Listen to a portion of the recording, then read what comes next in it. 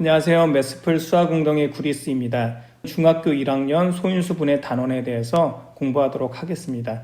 먼저 오늘 배울 내용의 학습 목표를 알아보면요. 소인수분해의 뜻을 알고 자연수를 소인수분해한다. 자연수가 주어지면은 그 자연수에 대해서 소인수분해를 하고 배수나 약수의 개념을 활용하는 범위까지 배워나가도록 하겠습니다. 먼저 소인수분해를 다시 한번 알아보면요.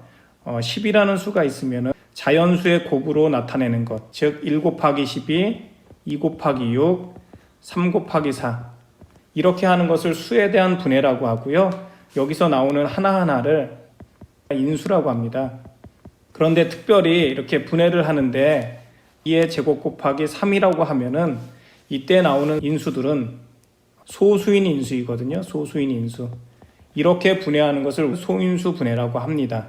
12는 2의 제곱 곱하기 3의 형태로 나타냈을 때 그런 원칙에 따라서 나타냈었죠. 그런 부분 참조를 하시고요. 다음은 소인수 분해하는 방법에 대해서 알아보겠습니다.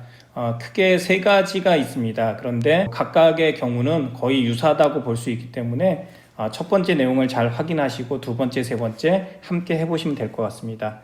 예를 들어서 18이라는 수가 있으면요. 가장 작은 소인수부터 해서 18을 나누어지는 것을 찾아 나가는 것입니다.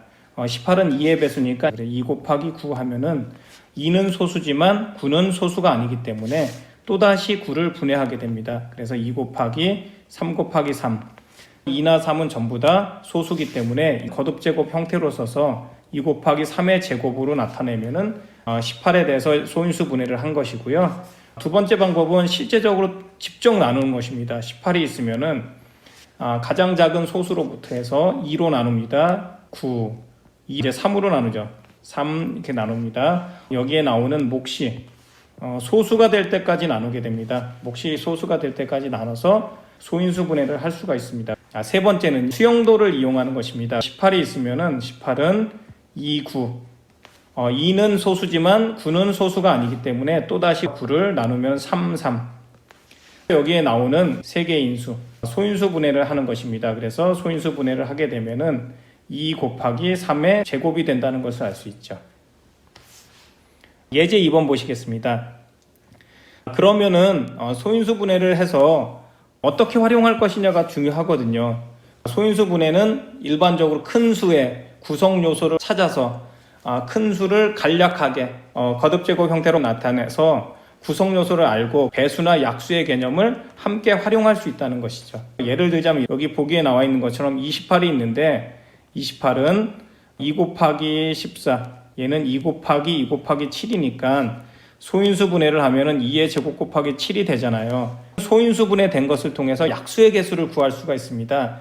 예제 28에 나와 있는 것처럼 28을 소인수 분해하면은 2의 제곱 곱하기 7이 됩니다.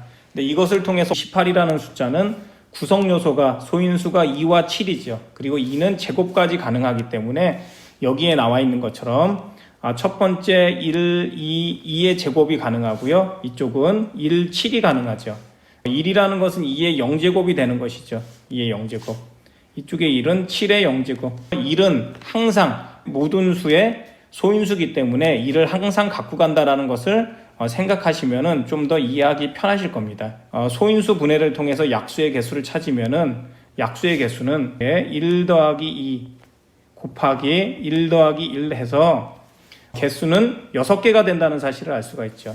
다음은요, 생각 넓히기를 보겠습니다. 생각 넓히기 문제를 보도록 하겠습니다. 45라는 자연수가 있습니다. 어떤 자연수의 제곱이 되게 할 때 곱할 수 있는 가장 작은 자연수를 구해보자. 첫 번째는 45라는 수가 어떻게 구성이 되어 있는지를 봐야 되기 때문에 소인수 분해를 먼저 해야 되는 것이죠. 45를 소인수 분해 해보겠습니다. 그럼 45는 3으로 나누죠. 3, 15, 그 다음에 3, 5. 5가 소수이니까 일단 이 부분을 이용해서 소인수 분해를 할 수가 있죠. 그래서 45는 3의 제곱 곱하기 5로 소인수 분해가 되고요. 이것이 어떤 자연수의 제곱수가 된다고 했기 때문에 3의 제곱 곱하기 5 이 형태가 제곱의 형태를 갖고 있어야 되는 거죠. 3의 제곱 곱하기 5에다가 곱하기 5만 해주면은 3의 제곱 곱하기 5의 제곱해서 15의 제곱이 된다는 알 수 있습니다. 나머지 문제들은 여러분들이 풀어보고 필요한 부분은 선생님이 정리해서 구글 클래스룸에 올려드리도록 하겠습니다.